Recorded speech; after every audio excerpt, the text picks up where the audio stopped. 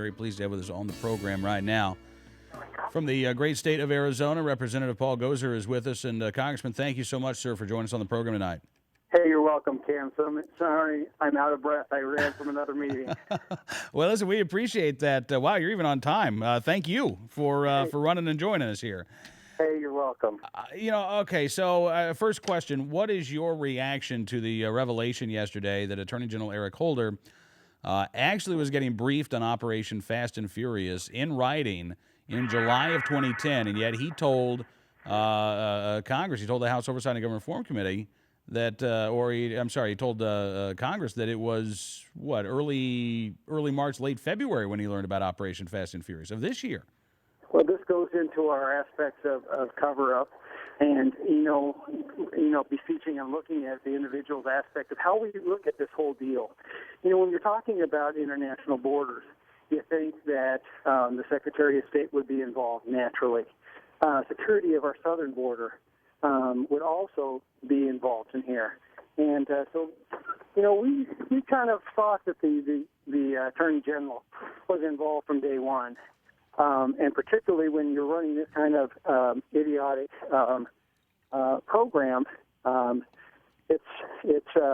it's something that we've seen all too well in this administration. All right, now you call this an idiotic program. I guess now the Obama administration's official response would be, well, the Bush administration had an idiotic program too, because the Associated Press came out with a story today, quoting sources within the DOJ, that there was an operation called Operation Wide Receiver that was based out of Tucson. The AP says there were, quote-unquote, similar tactics to Operation Fast and Furious that were used in that case, which began, I guess, back in 2006. Has the committee been able to look into Wide Receiver at all, and what are the parallels between Wide Receiver and Fast and Furious to the best of your knowledge? Well, here's the thing that I want to make sure we're not clouding, and it seems like the administration is trying to throw everything out there to kind of muddy the waters, and that's why we said with Agent Dodson, we didn't know that there was any relationship of taxpayer money being spent on guns. Mm-hmm. But I want to take everybody back, and we're personally responsible for what goes on in the chicken coop, and in a Department of Justice release on Thursday, April 2nd of 2009. The Attorney General basically states in Mexico that Secretary Napolitano and I are committed to putting the resources into place to increase our attack on arms trafficking in Mexico. Now, personal accountability and personal responsibility starts here. It doesn't start with anybody else but Mr. Holder. And we were used in this case, until I know otherwise, as collateral damage both on this side of the border as well as on the southern side of the border. And that's inappropriate. That's never happened to our knowledge by anything or any other program. But I do know that it happened here, and that somebody has to pay the consequences in regards to what transpired here. Absolutely. Because we're going to find these guns only at the end of crime scenes. And more atrociously on this aspect is, in the statement, we also make aspects, we emphasize, and I'm quoting this, but as of today's conference has emphasized, the problem of arms trafficking will not be stopped at the border alone. Rather, as our experts emphasized, this is a problem that must be met as part of a comprehensive attack against the cartels and attacked in depth on both sides of the border. Wow. And they were talking about partners? Yeah. So we had a plan here, and the plan involved all the above. I want to ask, so where was everybody else's jurisdiction, and how did this happen? Because I'm not blaming former administration on this. This is not permissible, and you did know, you didn't tell the truth in front of our committee.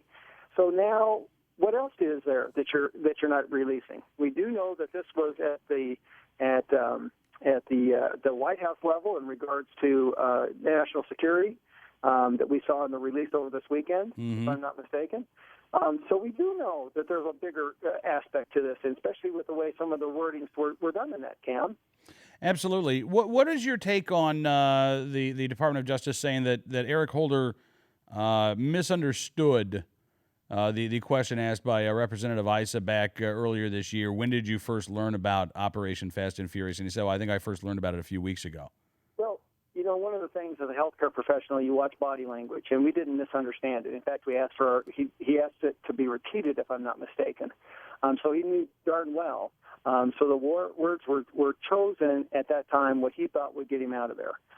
He knew about this, and the opposite of this, Cam, is if he didn't know, it's even worse. That we had a vigilante operation going in Department of Justice and ATF that no one had a hold on, and that we were running half shot over the Department of Justice. Oh my God! I hope that's not the answer that we're going to give.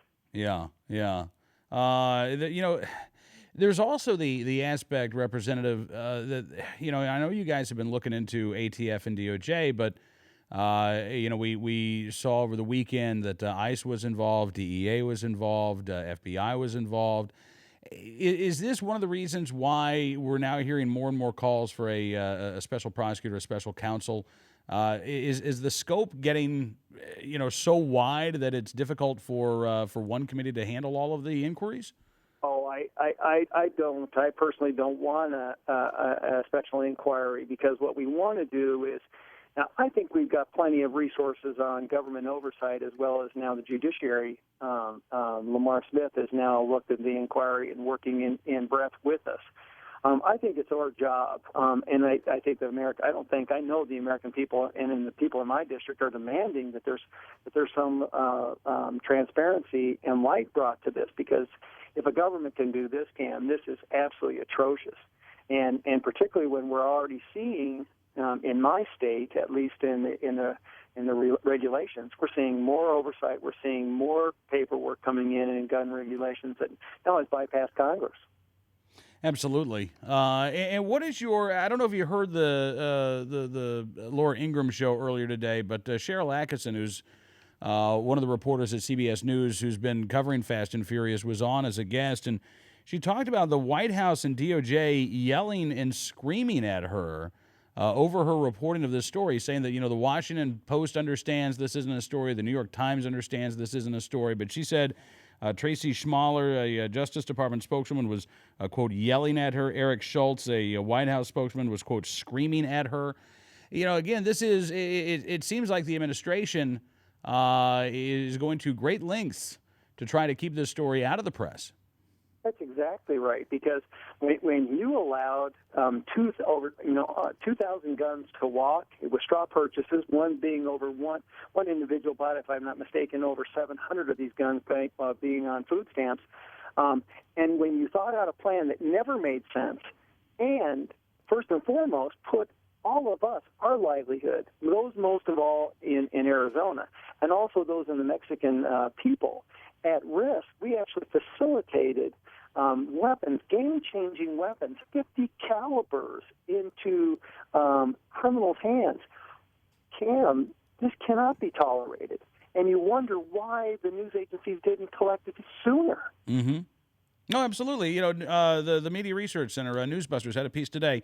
Last time that ABC did anything on Fast and Furious was June 15th on Good Morning America in one of their news briefs. NBC last covered Fast and Furious on April 17th in a Dateline segment. I mean, think back, Congressman, to everything that you have learned since April and since June 15th, and it's just incredible to me how the media has decided that this is not a newsworthy story. Well, all of a sudden it is now, Cam, because now the heat's up, and now we're starting to see the turnover of documents that that are not fully redacted, and now you're starting to see the implications and where this went, and I think this is where I know that this is where the American people don't trust government, and this is where they want to have government to have a thorough investigation and thorough oversight of the wrongdoings that occurred here.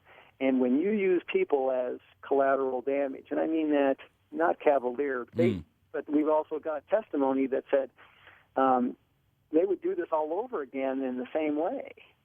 Absolutely. There's something wrong with that accountability mechanism, that we were used as instruments that were expendable. And I hope nobody looks at their life, as well as the Mexican people who have now lost almost 45,000 people in a civil war. With the cartels. We facilitated this with our Department of Justice, with our ATF, and there was definitely an orchestration of oversight here. and that's wrong.